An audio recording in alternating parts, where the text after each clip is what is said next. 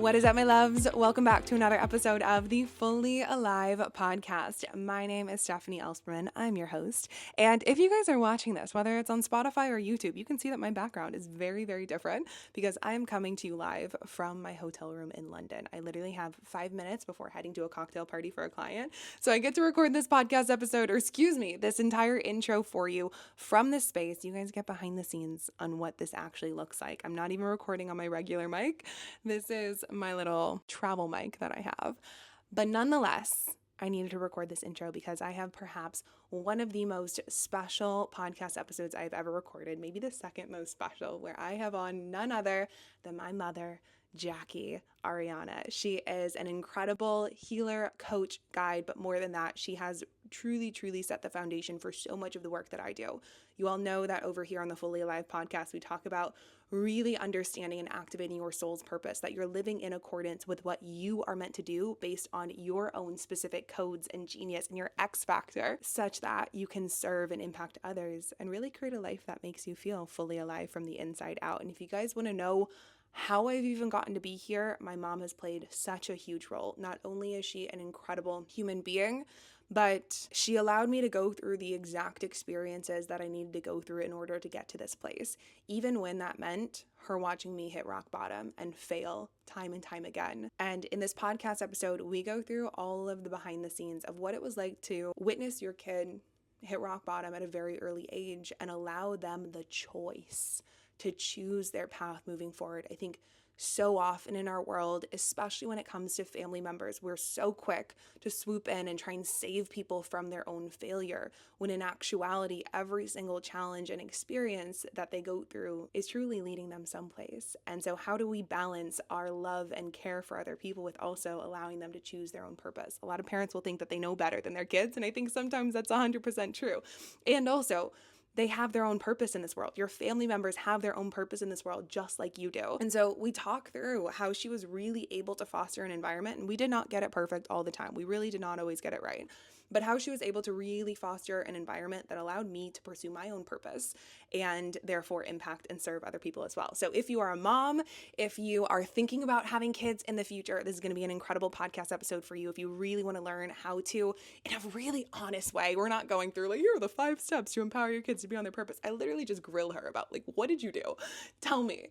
But if you want to learn how to empower your kids or people that you love so much to follow their own purpose, and how to actually watch people fail in their pursuit of that and to love them and support them without needing to fix it, this is exactly the podcast episode for you. Not only that, but we also go into lots of different experiences that my mom herself has had and walked through that have made her the light that she is today. If you guys have ever seen a photo of her, her light just emanates from her eyes. She is truly an angel on earth. And I'm not just saying that because she's my mom, but it hasn't come without hardship. And we talk through moving through divorce, breast cancer, and how to really take a spiritual perspective to each of these experiences to allow your soul the growth that it needs in order to evolve and to really be on your purpose within this world. So without further ado, I love you all. Thank you for spending the time with us. I cannot wait to bring you this podcast episode. It's a good one. So buckle in, grab your matcha, your tea, your coffee, whatever it is that you want, and I will see you in the podcast episode.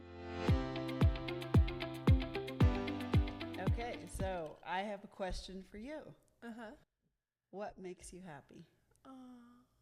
I'm gonna cry. You can't make me cry. I'm like Oprah. No, I didn't mean to, but there's a reason why I asked the question, and you know what the reason is. Yeah. Because we talked about it earlier a little bit. But there was a time. Should I say why I'm asking the question? Well, I'll answer first, and then we can kind of go into why that question just like brings tears to my eyes. I would say what brings me joy is waking up every day and getting to have sunshine on my face, spending time with you, being alive, going outside, getting to create. Like I think there's so many things now in my life that bring me joy, and it's not even these massive things. I think the massive things are awesome, like the goals and accomplishments and, and I'm doing this. Like it really brings me joy, but it truly And part of my entire process is coming back to like the tiniest moments that actually bring me joy, which is like going for a walk with you this morning and getting to see this stunning, incredible view that is so beautiful of the mountains, and getting to look up at the trees and say, oh my God, look how amazing those trees, like those are truly the things now in my life that bring me joy. What a metamorphosis. Yeah. Yeah, and it brings tears to my eyes to hear you say that, because when I originally asked you the question many years ago. How old was I? 14. 14. And I'll never forget the moment. I will never forget it either. This was like one of those pivotal moments where I realized like something's not right. And I've shared a little bit of my own personal story on the podcast, and there's lots of episodes about that. But throughout my childhood, I was always a high performer. I mean, we'll kind of go into this a little bit. The family was that way. Yeah, because you guys have heard it from my perspective. Yeah, like lots of perfectionism. Expectations. I had high standards for myself. I was always in sports. And then when I was in sports, I started modeling, and I was always, working really hard in school and just going constantly. And throughout school, I've shared a little bit about this, but I dealt with a lot of anxiety and depression and an eating disorder that all coincided with these things. And I looked on the outside like I was performing in all these different areas of my life, but deep down, and you knew, like I was absolutely just strung out, miserable. I did not have a connection with myself, with anything spiritually related. I didn't have a connection barely with my family. I didn't have anything. Like I would lock myself in the basement. Internally. Externally, it looked like I had everything. But internally, I would lock myself like in the basement and walk on the treadmill and do my homework until 1 o'clock in the morning, and then go to sleep and wake up at 5 a.m. and do the same thing.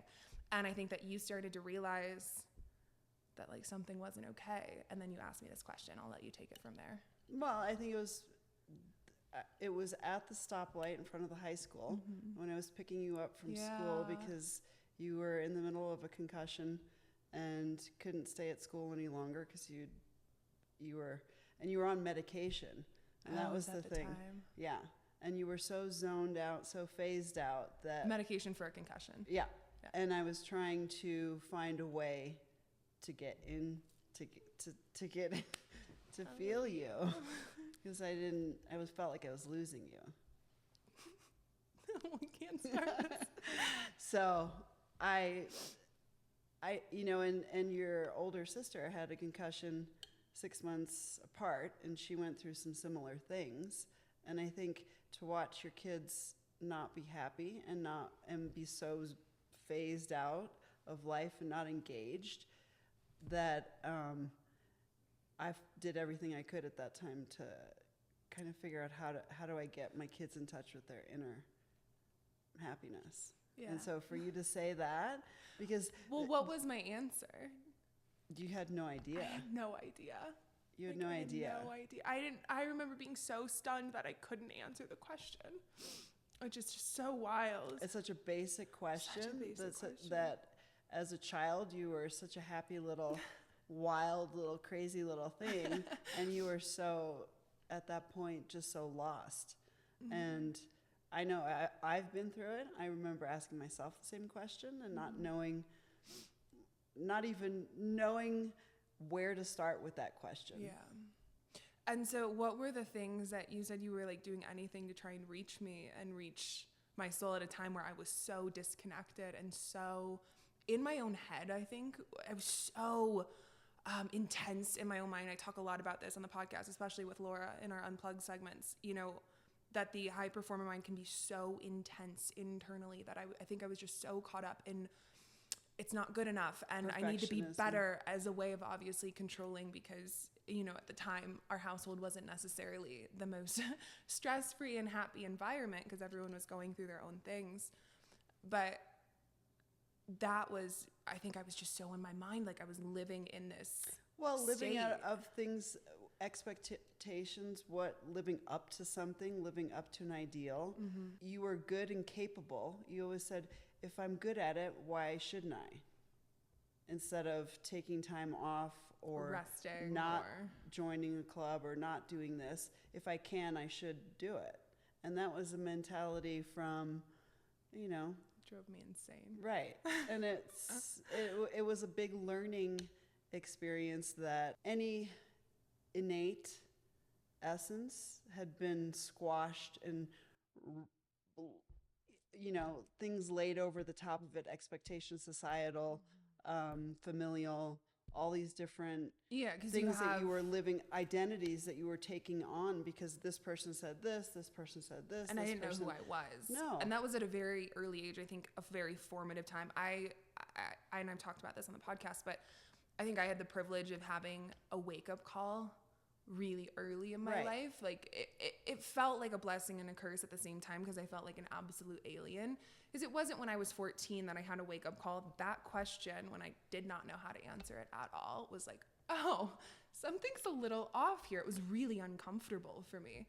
But it wasn't until I hit my own personal breaking point, I think it was 16 or 17, where I was like, I can't do this any longer. And it was one way or the other.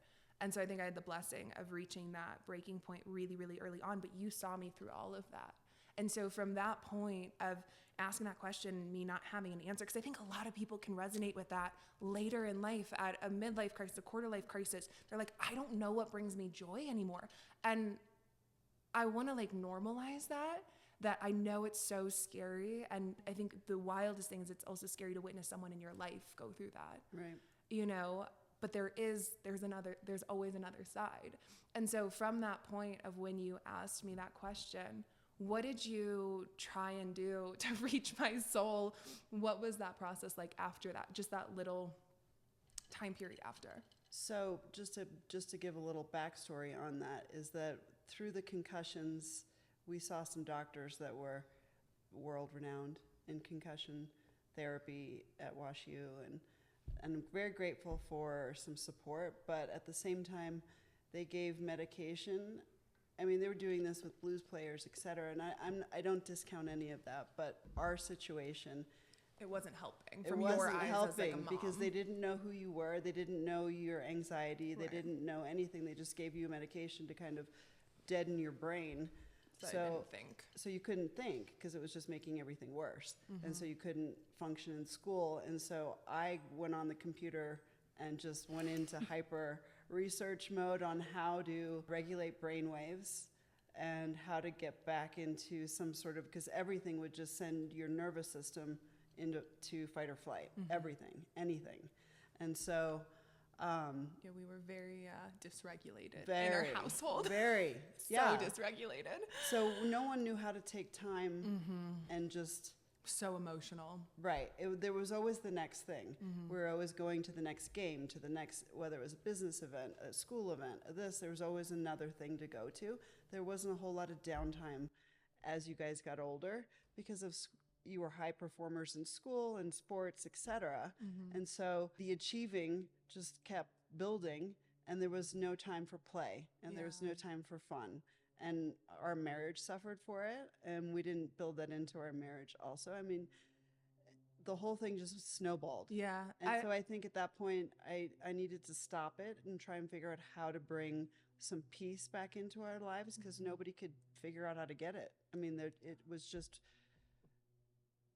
difficult. Was that the start of your spiritual awakening? That was when I remember all of it picking mine up. started at when you guys were like 7 and 8. Oh, really? At a hot yoga class. I had a Kundalini awakening. Oh, so that was when you were first awakened to what is that? What is that energy that is inside of my body that just shot up my spine and up through my brain? And it had nothing to do with running, no endorphins, like nothing that I was used to. That was working out. That's how I used to get endorphins. Get it, but this just came out of nowhere, and so I just went into research mode on yoga, anatomy. That's where I got into everything was energy, and started seeing an energy practitioner who taught me everything. Marilyn Egan, I love you dearly. And then you got deeper into the brain. And for those of you guys who don't know, Jacqui is like, it's so funny because my brain is very like organized systems, details, business. Your brain, you are the most incredible researcher. She knows everything about heart-brain coherence and brain waves and healers and supplements and biohacking. Like it's comes so naturally to you, which is so cool. But I remember that picking up because we were dealing with concussions and anxiety and depression and eating disorder, like all at once. Yeah, all all at once. Clearly there was something a little bit off that we were trying to cope Right. through, let's say. But nobody knew how to be happy. That was the problem. we didn't, like, I look back at my childhood It's and a lot now, of resentment in the house. yeah, a lot of judgment. A lot of judgment. It was all judgment. We didn't know. We didn't know. And so it was a big learning curve, though, to, you know, find your way back to you. I think that was the biggest thing with the concussion and the answering the question, what makes you happy? And finding your way back to who was Steffi as a little girl. What did she like? What did she... Because you came in, I mean, you're back to who you were. So you kept researching about our brains and understanding how to bring us back to a state of homeostasis. But I think there was still so much dysregulation. I was still dealing with an eating disorder. I got into the modeling industry, which was taking me all over, and you guys were so supportive of that. But internally, I was still struggling. Like, I wasn't still myself. Right. And from your perspective, what was that like, witnessing me throughout that stage? I mean, we were all going through our own things. You were learning. I knew you were learning, even though it didn't feel good watching you, and it was very uncomfortable because a mom doesn't ever want to see their kids suffer. Yeah. But I knew that through failure, that's where you get the grit. That's where you gain the life knowledge. If I kept saving you from that lesson that you kept repeating over and over, it would happen later on in life. And that was not for me to get in the way of that. Right. And we had several therapists that we worked with, psychologists and sports psychologists and energy people that tried to help along the way. But it was such a dynamic between the whole family. But back to the question, as hard as it was for me, I knew that you were so driven that I knew that your soul had a very strong purpose. And it was like that since you were born. Yeah.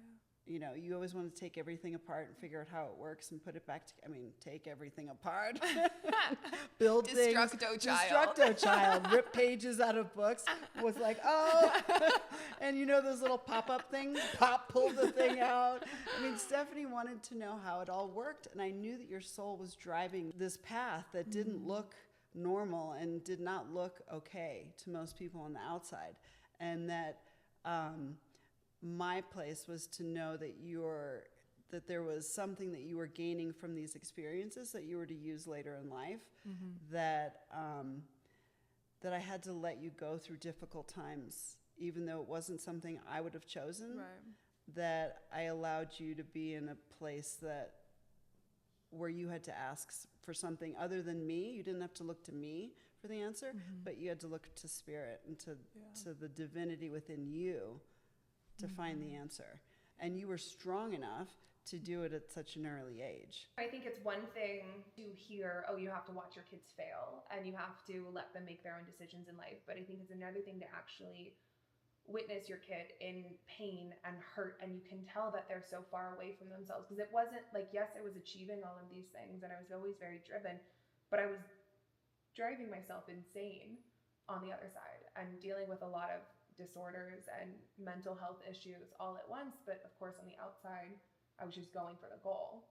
And a lot of people tried to step in and say, like, you know, what are you doing? Aren't you going to stop her? And you kept allowing me to make my own choices. And I think that that's something that I know I'm going to struggle with if I'm lucky enough to be a mom in this lifetime. Like, I don't know why that brings tears to my eyes, but I know it's going to be something that's so hard to do.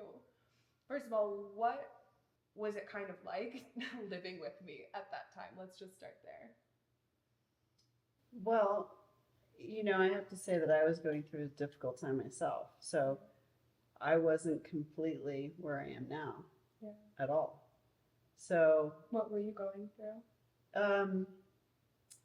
Communication issues with your dad. We both didn't know how to reach our inner wholeness or our inner essence, and we didn't know who we were. We lost ourselves along the way, because once we had kids, everything got focused on the kids and we lost that part of our lives. You're trying to raise two kids, you know, and you're doing the best that you can at the time. It's all a soul lesson.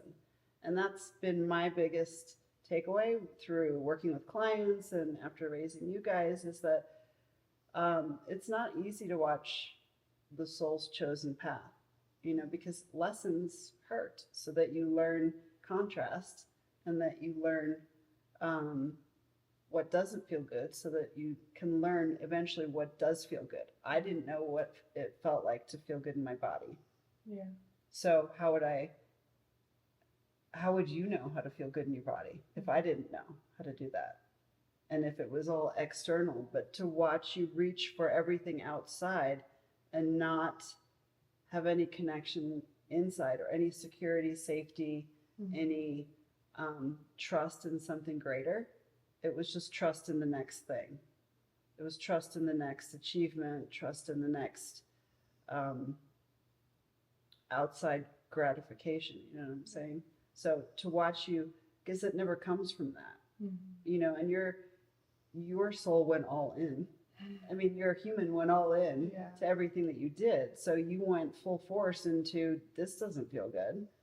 I want this, but I'm going to keep going, because once I get there, it'll feel okay.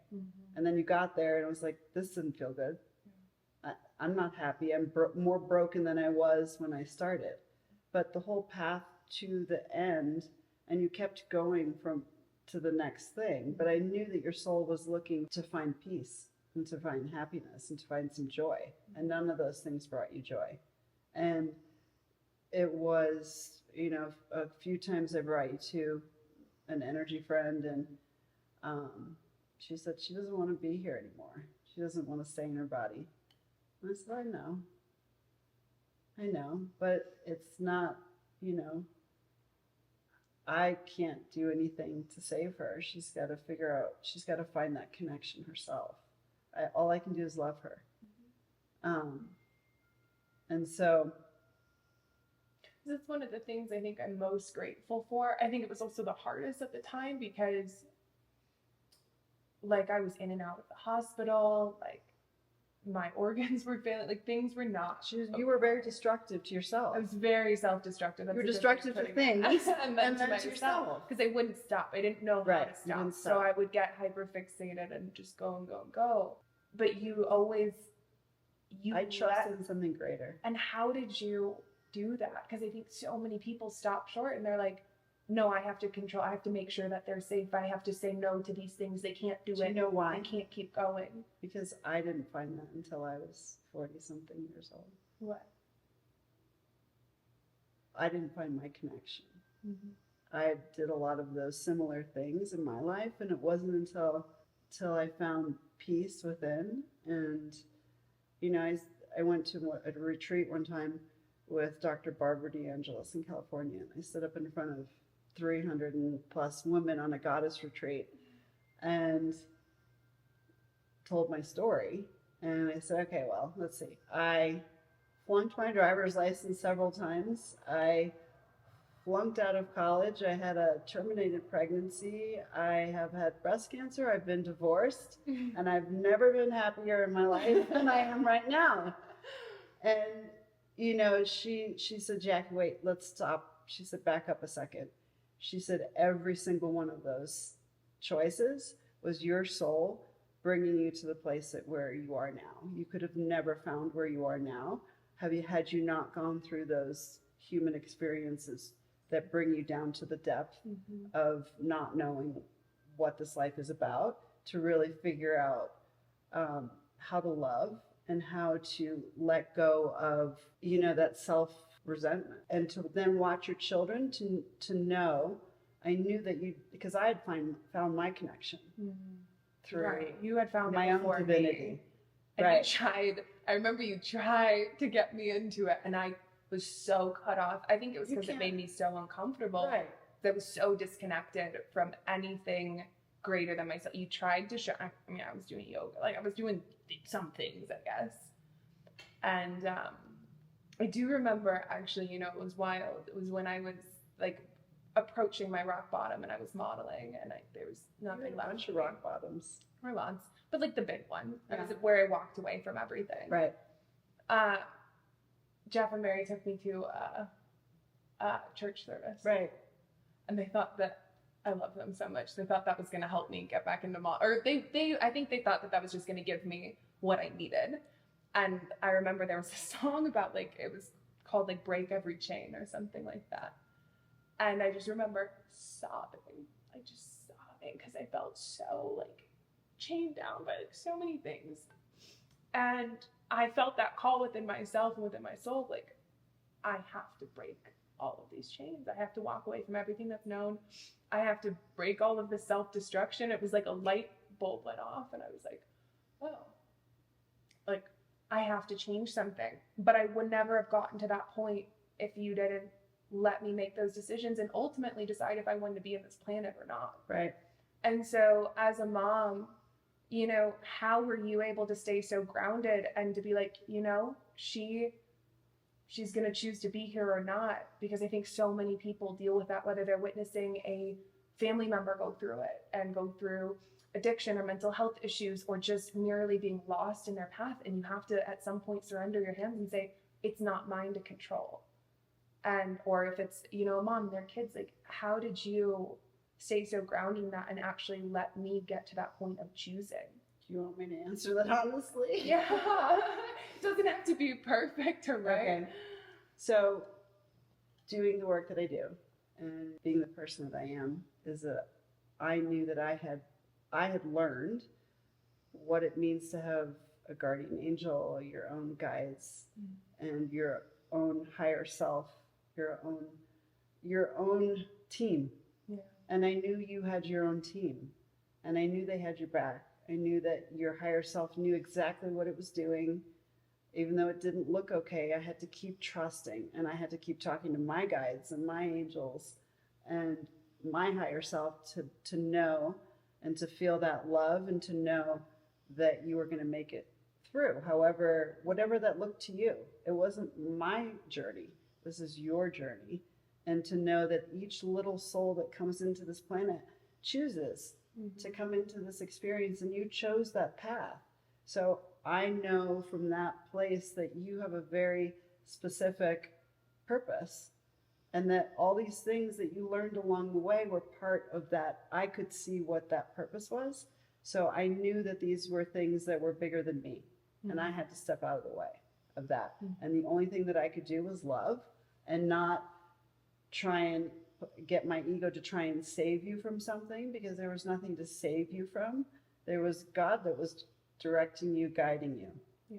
Even though you weren't connected, I had to trust that your soul was going to either find wake up this lifetime or the or next. another. Yeah.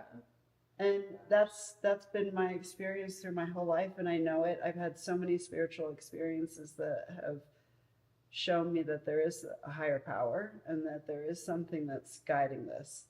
And every day I personally work on giving up that control every single morning, and all the identities that want to get in and control and have an answer and know the answer. I didn't know the answer. I didn't know that you would live or die, honestly.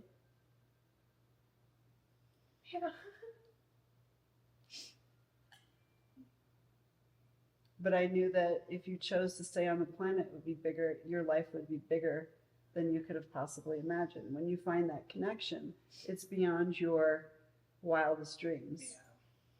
But it's the purpose. You have to give up everything outside, like you said, everything that you think is outside, and just go with that inner knowing that I know who I am. Yeah.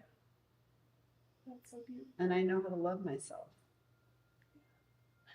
And that comes from knowing what makes you happy. You know, how to be happy for no reason. And all the things that you said before, when I asked you, you know, what makes you happy, that's happy for no reason. Yeah. Just happy. I'm just happy because I'm here. Happy because I'm breathing. You know, it's not happy because we're in this big house. And if you can't find that inner Shakti flow and that connection of who you came here to be on this planet, then none of this makes any difference. And how did you become so sure of yourself? Just by all those failures. Yeah. You know, they weren't comfortable, but they brought me to a place of, I'm not happy. So how do I, it's not enough to be, for things to be fine.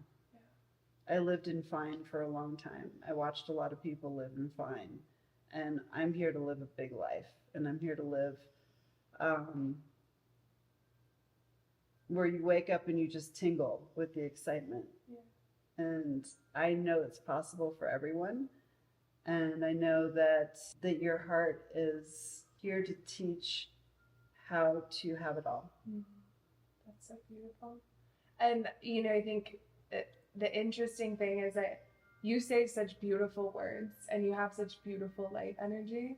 Like, you've been through a lot of shit. And when I made my decision, I think this was a really interesting time. Like, when I made my decision of like, okay, something has to change. I hit my rock bottom. I made the decision. I want to still be here. I do want to be in this lifetime, right, but I have to do things differently. I have to get healthy. I checked myself into therapy and recovery and all of this stuff. I did, because I knew, I was like, I have to advocate for myself. I went to my therapist. I was like, something's wrong. I got myself into everything that I needed. But at the same time, I think what was really wild was that you were going through breast cancer.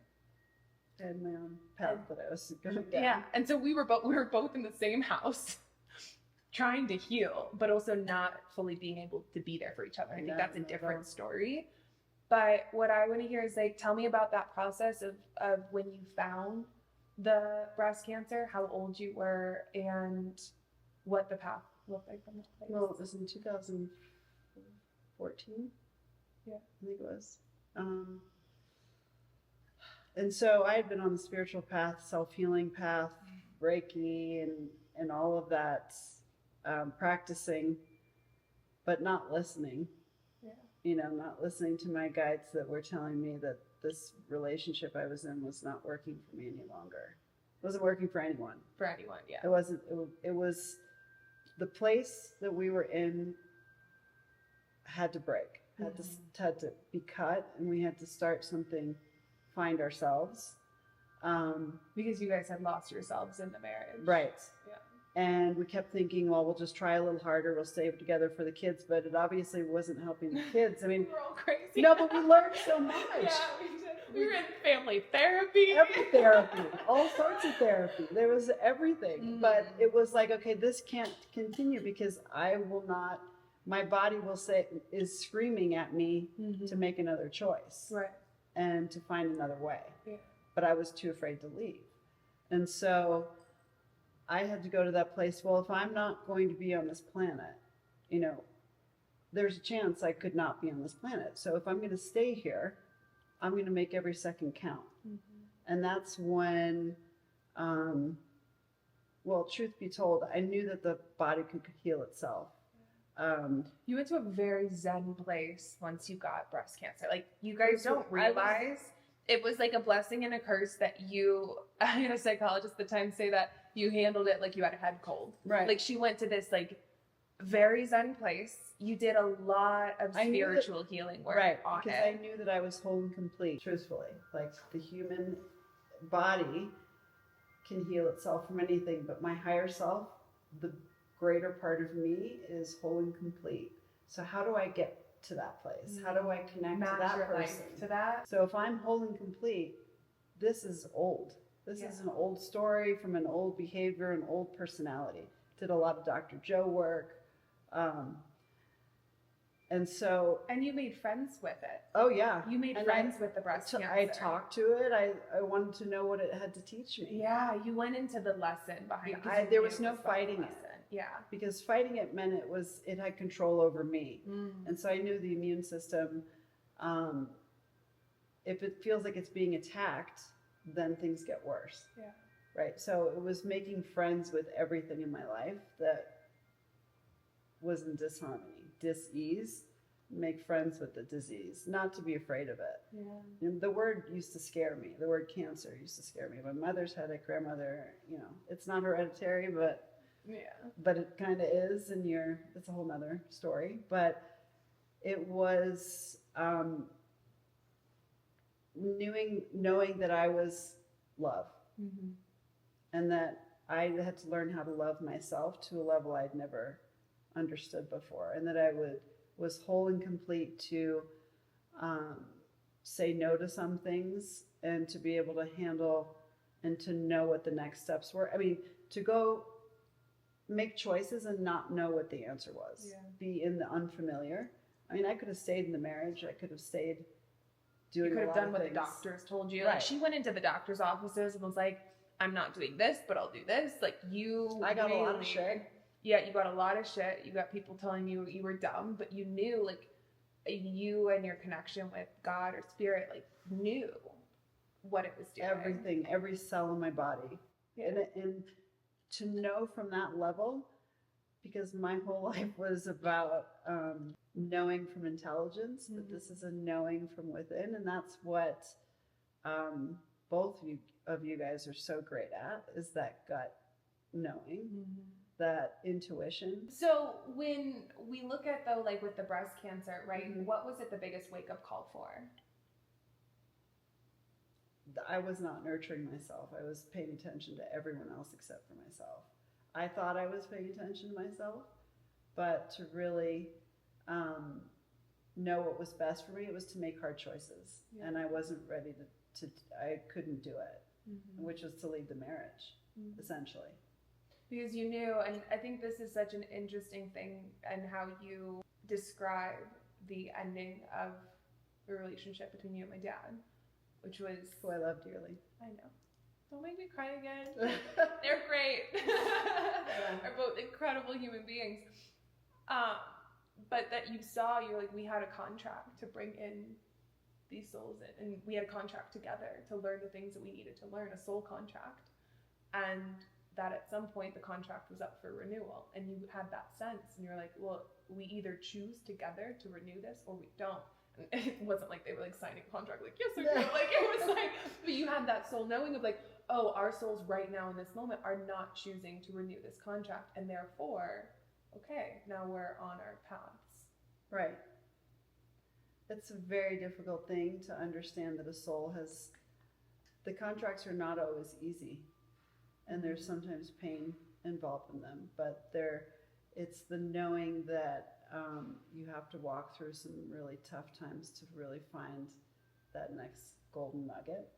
And you get stuck in a place, and I think that being stuck in a place is where a lot of people go, and that's where I love to help people move through spots where they just can't make that tough decision, you know, because they think that, well, I can't do that because I'm saving myself, that we're saving the kids. You're so good at that. You are so good at making the tough decision that's not easy in the moment, and empowering me to do that, to have tough conversations, to make the move when I feel called to. And I don't always follow, because I have my own ego that's like, no, I'm gonna lose everything, and like all of this stuff. But you are so good, I think, because you've done that so many times in your life, where you're like, you know what, I have to be okay with my entire lifestyle completely shifting and sleeping on a mat in an apartment, and I'm fine. Like so many of those moments where you had to let go and let go and let go, that you're so good at that. So from the point of having breast cancer, getting the diagnosis, and then realizing that it was a big wake-up call to shift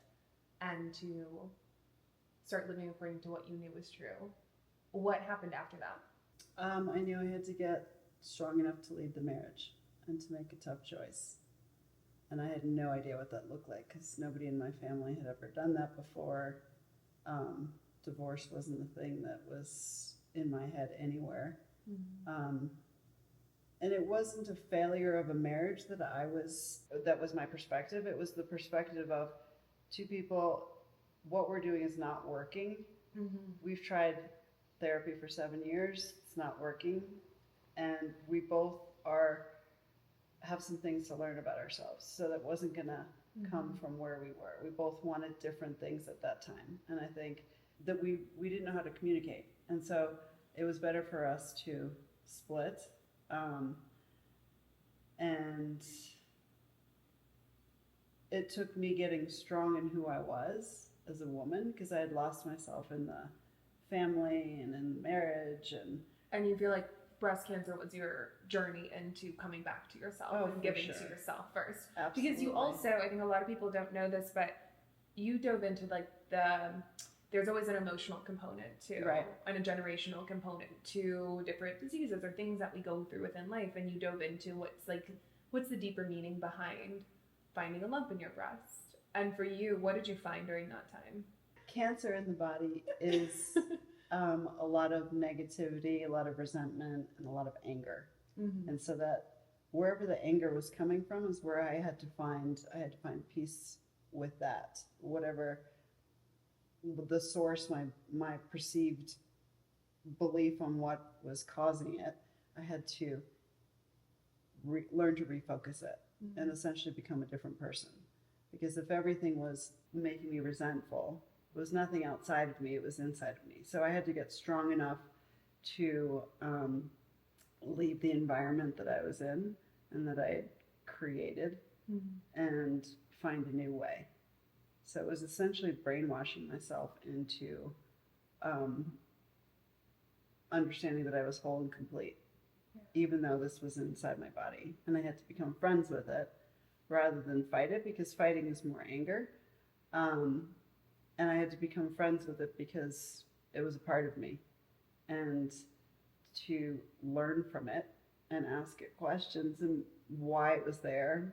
And how did you find the courage to go through each of these? I mean, even like, for example, with courage to watch me hit rock bottom, courage to go into breast cancer treatment and say, I have a different way of doing this. And you did. Like, you did some traditional Western therapy. You also did your own healing components as well.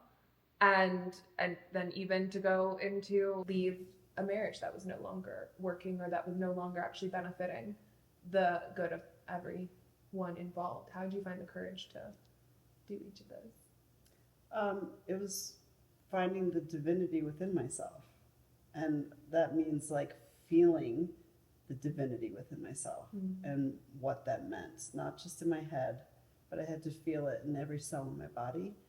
And that was difficult for me because I had a lot of negative back talk in my head, always, still to this day. I mean, every morning I reprogram. Yeah. And it was a reprogramming of what my perceived, I felt like I was suffocating in the marriage. And so that's also, you know, cancer is, there's no air, oxygen getting to the cells. And so it was, how do I feel free? How do I feel like I can breathe again? And what steps do I need to take to do that? And I knew that when the spiritual awakening happens, many times you feel like this house doesn't feel like mine, these clothes don't feel like mine, this isn't my life anymore. So I had to be strong to figure out what that life was. And that was, like you said, basically being okay with leaving with a yoga mat. And I didn't know what was going to happen through the divorce proceedings and all of that. What that meant financially and all that. I knew everything would change. But I knew that I had to be able to make it no matter what. And it wasn't coming from a place of ego, I have to make it. There was something working through me. So it was knowing that no matter what someone told you, that I believed differently. So they said, you know, you have breast cancer. Sure. That you know, that you have breast cancer and it will most likely spread to they want to give you a whole diagnosis and it's going to spread to the other breast and then it's going to show up in somewhere else. And I was like, no, the story ends now. I'm good. If I can stay in my truth and my power and I stay aligned with who I am, then I know that it's the dis-ease within myself is gone. It doesn't need to be there anymore. For any parents, moms, family members who are trying to set boundaries, your children and the people you love might rebel. Like, you would lock yourself in what was our guest room, but you had made it kind of into your own personal sanctuary to just go into your peace cave and really find your own truth in the midst of, because I was a lot of turmoil, run over by so many identities within myself. I let them control me. And so I was more a mom, more a wife, more a housekeeper, you know, all those things other than me. Yeah. And so you made that your sanctuary, but she would go in there and close the door. And I was used to you being available. So I was all of the living, time. in a house with a lot of people who were angry because We were all mad at her. We were very codependent. We were all and very mad. enmeshed. Yeah, we were all mad. So to untangle yourself energetically from somebody, sometimes you have to. And we didn't get it put right. A strong boundary. Yeah. And I got anger. I was so angry. This is My why ex was I angry. tell everyone, angry with me. because I've been on that side where I was so mad at you for years because I was also going through my own hurt during that. I was in eating disorder recovery and I needed my mom to be on my team, but my mom wasn't available to be on my team. And so I was like, how dare you take your time for yourself? I was just angry at her. But you went in there and you did all of this healing work on yourself. And I remember, like, even though I was rebelling, I knew that it was good for you. I was just mad that I wasn't, that, that tie was breaking. And I also, in hindsight, was like, I sometimes needed my mom. Right. But we were going through our own things. I couldn't be there for you. You couldn't necessarily be there for me. But I remember when you came and you said, you're like, there was a second smaller lump. And you went to get checked at the doctor and they're like, yeah, we don't know where it went. Like, it went away. Wow, of course. Like, it is working. Right. And just how you treated the entire thing. To watch your mom go through that. For me, it was hard, but I never once questioned you because I knew that you were awake. What advice would you give to someone who's moving through maybe a choice point within their life, whether their body is speaking to them and they realize, wow, I have to listen to this, or whether it's, a tough decision that they have to make? What advice would you give, especially if they're afraid of, quote unquote, breaking up the family unit or making other people mad, like that breakage? There's that going to be happens? a time where it's going to be extremely uncomfortable because you're going into an unknown state and you thought things were going to be one way and they're turning out another way. And you have to be ready for your entire life to shift. And not many people are willing to do that, especially when it's comfortable. So you have to be willing to get extremely uncomfortable and feel like you have no idea what you're doing. But there's something guiding me that's stronger than my ego. There's something within me that says, this feels like freedom, but it means going against all the societal beliefs, all of your own programming that says we don't get divorced, or we don't do this, or we don't ignore our children when we're trying. I mean, there's so many things. Well, honestly, I mean, I had to go to that. You had to set strong boundaries for yourself. You have to go the opposite way sometimes. Might not go fully right. Right, and you have to be able to be messy through it. But this doesn't work. But what anchors you in that? Like, if for someone who's going through that, what advice would you give to like anchor throughout that entire experience, walking into the unknown and being not my body? Yeah, that was my knowing. It was a deep knowing, and I heard it over and over again from my higher self, my guides, everything that said, I am not my body. I'm something greater than this. So to live from that place and to see from that place. And then I realized from learning that I was like that since I was little. And I knew that I could hear vibration and I could hear what the higher see. So in my work, it's like I'll have a session with a client and I hear their soul speaking. They're telling me a story about their life or their job or their this, and their soul's using specific words that is telling me exactly where they are vibrationally, how disconnected they are from their higher self. And still to this day, I play in and out, but I have to stay in my higher self. Yeah. Like in a world where there is so much chaos and there is so much do, like how do you anchor into that consistently? I detach from everything. But what does that look like? I'm about to tell you. Slow down. Every morning I get up at 5 o'clock. This is Jacqui's 5 a.m. morning routine. Every morning I get up and I detach myself from everything that I know. All the identities that I am, that I think I am. And so I meditate and I journal, but it's that connecting, going into the quantum realm and knowing there's a frequency that to God frequency. Yeah. And I have to feel it. And it's the portal's through your heart. You know, I'm a thinker, I'm an overanalyzer, and my brain never shuts off.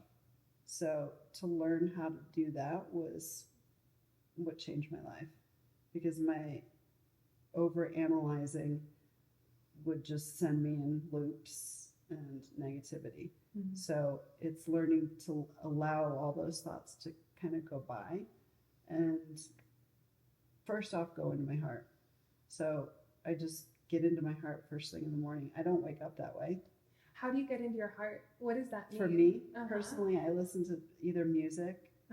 Sometimes it will be a meditation. It's almost like it's quiet, it's dark, nothing's going on, and I just find the thing that is going to whatever it is. And I've learned not to make it one specific thing, because when I get attached to the one specific thing, then I'm stuck again. Yeah. And then I'm not in my heart, I'm in my head going, I have to do this. Right. So I just let my heart guide me. But you it's make either conscious movement time. or it's completely primal, I would say. I have to get very primal. It's usually drumming or some sort of shamanic thing or some Dr. Joe meditation. But it's getting into the inside that just, it's such a personal thing that I sometimes get, I don't have words for it, because it's a place that doesn't have words, and we're so used to speaking and explaining and using words for everything, but it's that feeling place. Like if I can't feel in the morning, I have to find a way to feel. So what advice would you give to someone, let's say they are someone who, whether they're a mom with kids or let's say they're in a house with a lot of chaos, what advice would you give now in hindsight? You have to make time for yourself. You have to connect with something greater than you at the beginning, whenever it is. And you think, well, I can't do it now because the baby's crying, or I can't do it now because I have a deadline. I can't do it now. If you don't make now, there's only now. There's only this eternal moment.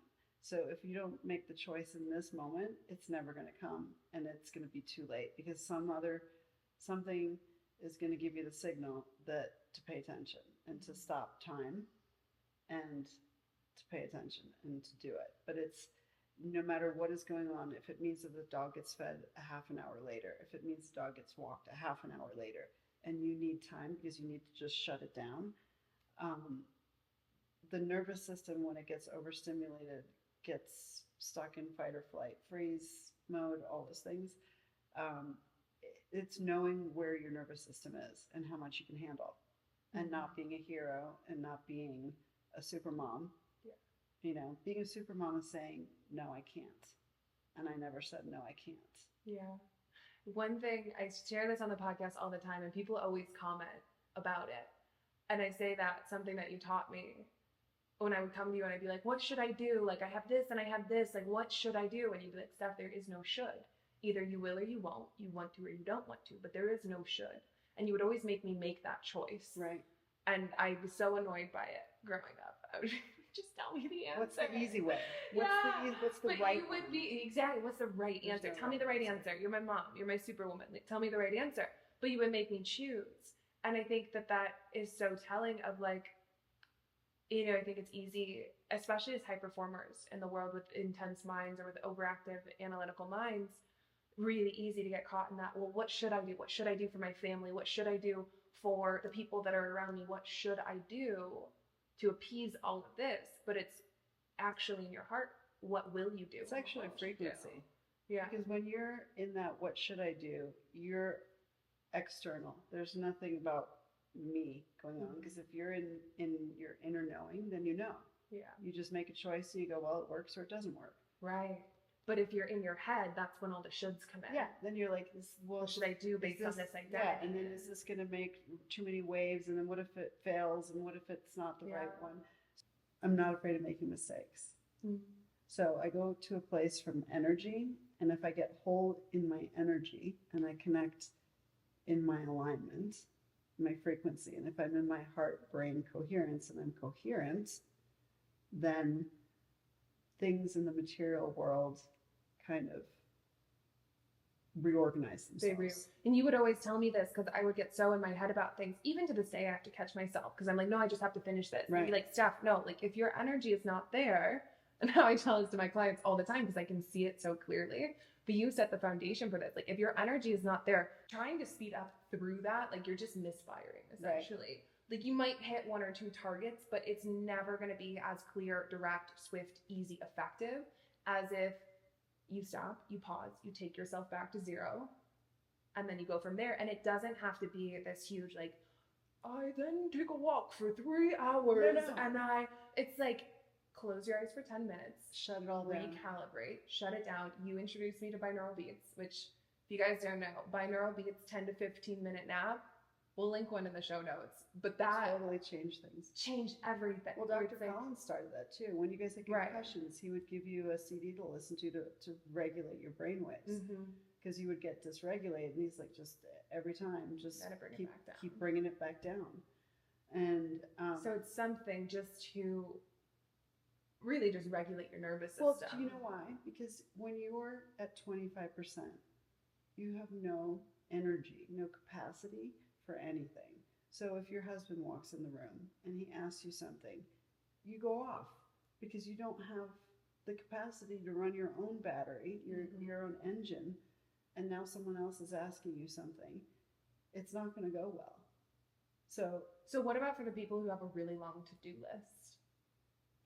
Okay, so I had to put into my day, because I would not take a break. I would not stop. I had to put into when I was healing, I had to schedule it into my day, take a half an hour nap, or it was binaural beats, but it was just to get back into homeostasis, into regulation. And the whole world, everybody needs something from you, and they're all waiting, sitting there, and you're going, I'll be back in 15 minutes. And they're going, oh no, we need you now. We need. I remember. I need this. I need my homework. I need my lunch made. I need whatever. I need you to do this. I need something. Somebody needs something. And you have to say, no, I can't right now. Yeah. I mean, I did it yesterday. I went downstairs into the bunk bed and I turned off all the lights, put in my noise canceling earbuds and shut it down. Shut the world out for 15 minutes because all the senses were too much at that point. And you were like, what's the matter? And I said, I just need to shut it down because I'm overstimulated. Because sometimes I will get, when I'm in your space, because you're like, I feel like it's me sometimes. And I was like, no, it's that mom thing of sometimes I feel like I'm over functioning when I'm in your presence. Like I want to help you or I need to go there. You're like on alert, essentially. I don't want to go there, but you want to go there. So yeah. I'll do it because she wants to go wherever she wants to go. And then I start to feel myself get, it's that over-functioning piece, which is very... What does that mean though? It means that you're functioning for other people and you're not saying what you need. So you're now functioning for... You're going beyond your capacity at the moment, and you shouldn't be. You should say, I don't want to go there. And so you're afraid that the person's going to say, well, I really wanted to go to lunch, and I'm here visiting, and I'm disappointed that we didn't get to go to lunch. And you're saying, I'm tired. I need to go. Shut it down for a minute. And so I think that's the whole thing is like when you're making these decisions for yourself, so often we can see them as selfish. Of like, oh, well, who am I? Because then they're going to think this, or then these people are going to be hurt. And it's like, actually, who are you hurting by not making the decision? Because you're never allowing them to see who they are on the other side of that. And you, most importantly, to see who you are on the other side. And one thing that you always say that I always hold with me is like, there's always more love, never less. There's always more love, never less. I know when I've gone into making some of the hardest decisions of my life up until this point, you've said that, you've looked at me and you said, Steph, remember, like there's always more love, never less. And if you're in your mind thinking, oh, well, how could I do this? I'm going to hurt this person. Like this was big when Nolan and I broke up. And I was like, like, how am I going to do this? And I knew what was true in my heart, that we needed to grow and evolve in ways that we couldn't do together. And you're like, there's always more love, never less. When you have those difficult conversations, you find a way to more love, whether it's for yourself or the situation. If you have that intention. Right. It's opening the heart and being real with who you are. And honest. And being able to forgive yourself and make mistakes and say, I didn't get it right. I didn't get everything right, but I tried. And I love you. And there's nothing wrong with either one of us. We're just making choices. Just being human. Yeah. That's beautiful. Yeah. Well, thank you. I love you. I love you too. I'll do a couple of just rapid fire questions that I got from the peoples. Oh my God, these are like deep questions. Yeah. So let's try and answer these though. We'll just do them like quick answers. How do we consciously work together as mother and daughter to break generational wounds?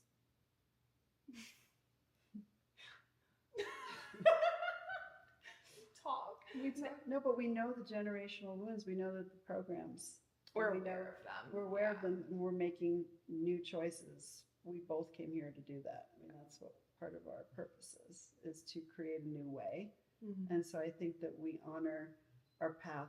And what you just said before is we're not afraid to make mistakes or to know that the other person has perspective. Yeah. I have my perspective, and I honor your perspective. I honor your journey and your decisions. And they may not be what I would choose, but I have complete confidence that you're creating a new way. You have to respect the other person. Yeah. I think that's sometimes what's lacking is like when you don't respect the other person to make decisions, then there's just so much tension in that relationship. Right. And I think one of the biggest things that you've also instilled in me just by your knowledge of generational patterns and how you awakened me to that at a very early age, especially going through breast cancer, where you're like, Steph, we don't have the gene, but every woman has gotten this. What's going on? And you learned about the generational and all of that it's all about, the patterns that we hold within our bodies. And that I think one of the biggest things that you instilled in me is like, it's mine to shift. And as much as I probably went through bratty phases and was like, I can't believe that you did this to me or whatever. Like if I want to blame, I never did that.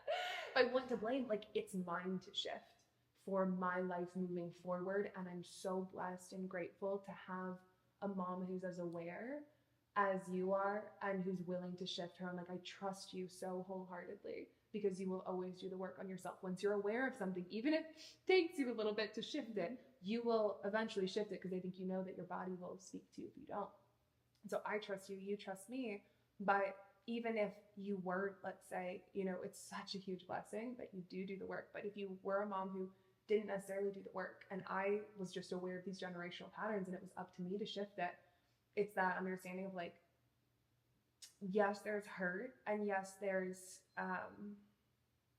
it sucks sometimes, the patterns that we receive from our upbringings, but ultimately it will always be mine to shift it, whether or not I have the external confirmation from you or not. And the other person doesn't have to change. You don't have to change. They don't change. make a difference. It's so annoying. So recently, I wish everyone could just change. Yeah. I think so many people do, right?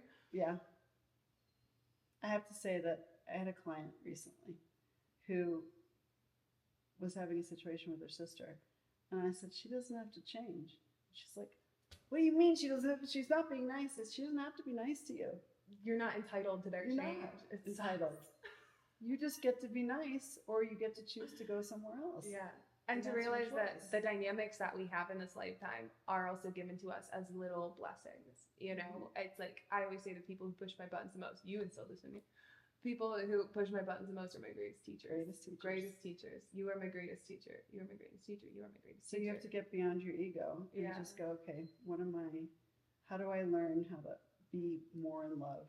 How do I respond in love?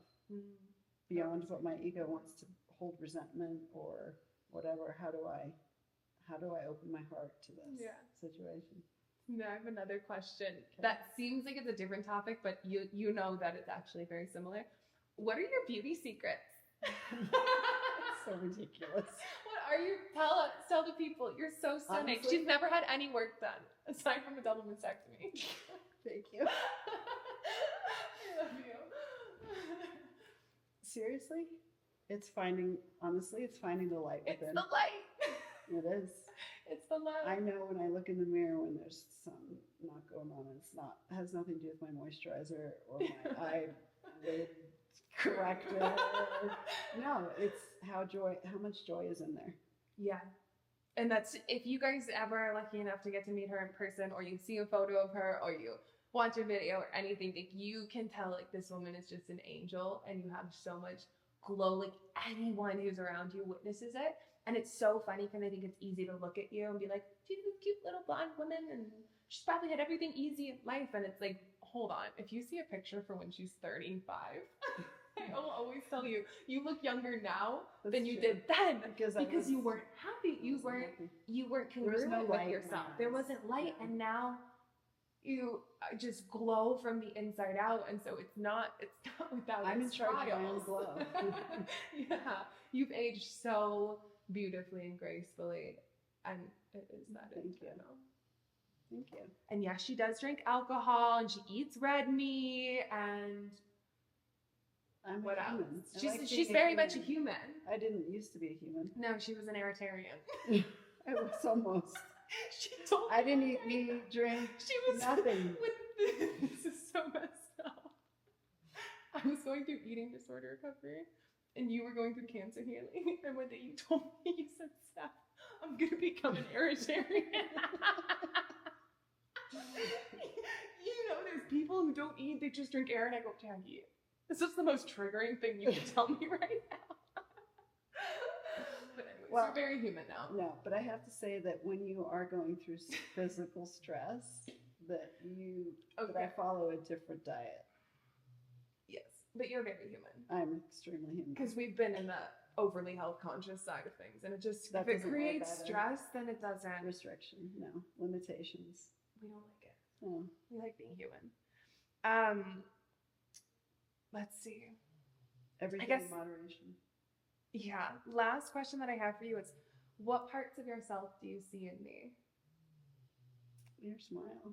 Oh, really? Mm-hmm. Someone else asked this, actually. I didn't I ask know, it, but but I'm I'm telling you. curious. Your quest in a deeper knowing, in a connection to something greater than you. That's what I knew that you had when you were going through all your things, is that you different than me, you took the A train straight forward. I went like this a little more, and you kind of just kept going for the target. So I think it's your soul came here to help and to be of service to humanity. Yeah. And I think that's what's similar with both of us. To always serve. Mm-hmm. How can I serve? How can I serve? How can I serve? You always instilled that. How can I serve somebody else? Of course, it comes through filling And your that's your own cup. life. Yeah. Rather than taking the path that you could have taken, To serve that your looked ego. right, which was run a company or Follow the corporate path. And which you could have done great at all those things, but you're serving and helping people out of their suffering. amazing. I love you. I love you too. Thank you for being here. Is Yeah, there anything anytime. else that you want to share? Make this moment the most special of all, because there only is one moment, eternal now. It really is. I have to double check myself all day long and go, there's only right now. Yeah. There's no 10 years from now, there's no 5 years from now, there's just the eternal now. And the more I can expand the moment, better I feel. I love you. Me too. Nellie, give me a hug.